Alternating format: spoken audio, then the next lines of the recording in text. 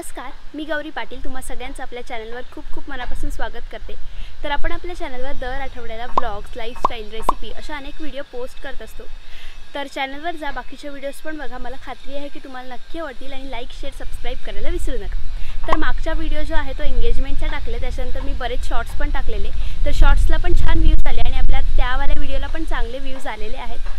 तर खूप छान प्रतिसाद दिला, तुम्ही खूप कमेंट केल्या, त्याबद्दल खूप धन्यवाद। मी तुमची खूप आभारी आहे। अशाच कमेंट्स करत जा, म्हणजे मला अजून पण एनकरेजमेंट येत जाईल व्हिडिओज बनवायला नवीन। तर आजच्या व्हिडिओमध्ये आपण मुहूर्त, मेळ, घाणे आणि हळद अशा 3 गोष्टी कव्हर करणार आहोत। इंट्रोवरनं तुम्हाला अंदाज आलाच असेल, तर खूप छान आहे व्हिडिओ, नक्की बघा। And let's get started.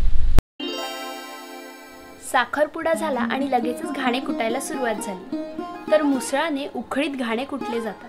आता उखळ म्हणजे काय, तर समोर ज्याच्यामध्ये तांदूळ टाकले जात आहेत ती उखळ, आणि मागे तुम्हाला भिंतीला 4 काठ्या ज्या लावलेल्या दिसत आहेत ते मुसळ।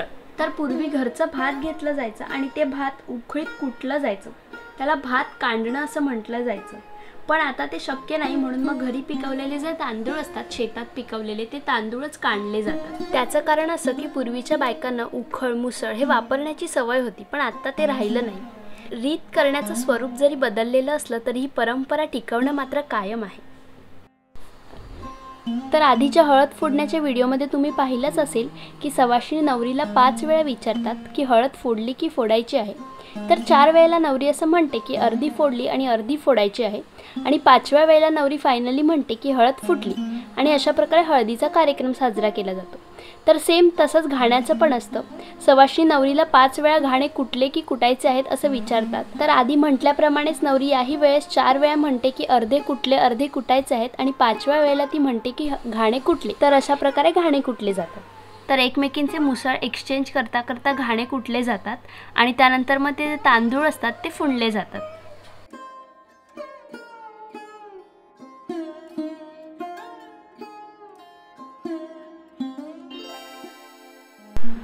तर घाणे कुटले आणि त्याच्यानंतर मी साडी चेंज केली आणि मग आम्ही होमावर बसलो।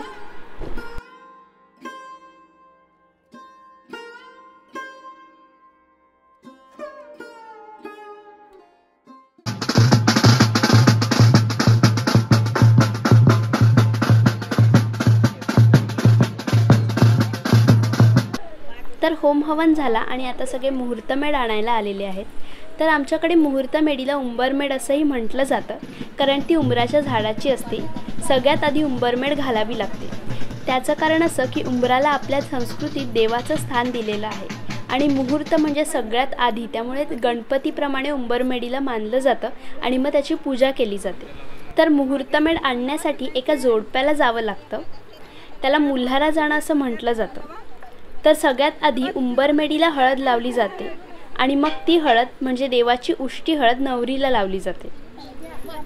सो मुहूर्तमेढ घालून झाल्यावर मगच आपण हळदीचा कार्यक्रम करू शकतो। तर मुहूर्तमेढीला हळद लावून झाली की अशी एकमेकांना पण हळद लावतात, मज्जा असते, आणि त्याच्यानंतर नाचत नाचत ती घरी आणली जाते।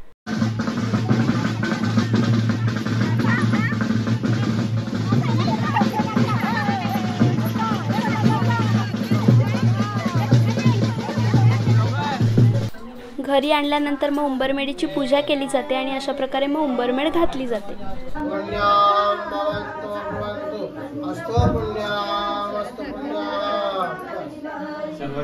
उंबरमेढीची पूजा चालू होती तोपर्यंत नवऱ्याकडची उष्टी हळद पण आली।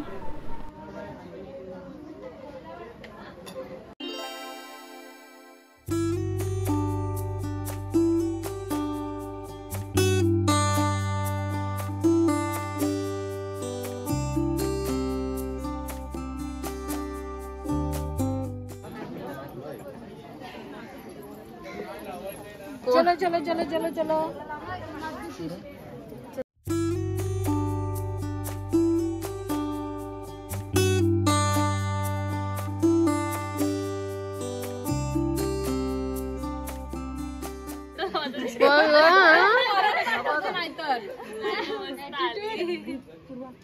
घेऊ 4 वाजल्यावर आम्हाला पाठवायचं तुला कुठे?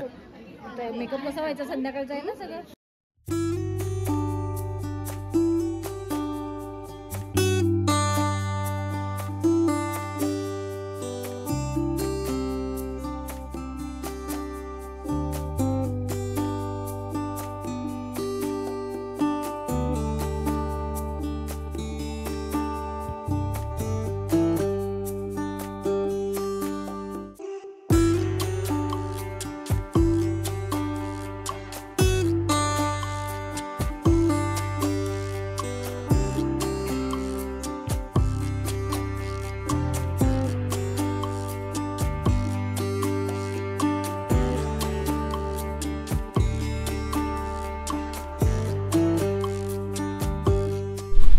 That's it for today. Video कसा वाटला ते मला कमेंट करून नक्की सांगा. अजून नवनवीन व्हिडिओज येणार आहेत. पुन्हा एकदा भेटूया अशाच एका नवीन व्हिडिओसोबत. तोपर्यंत बाय.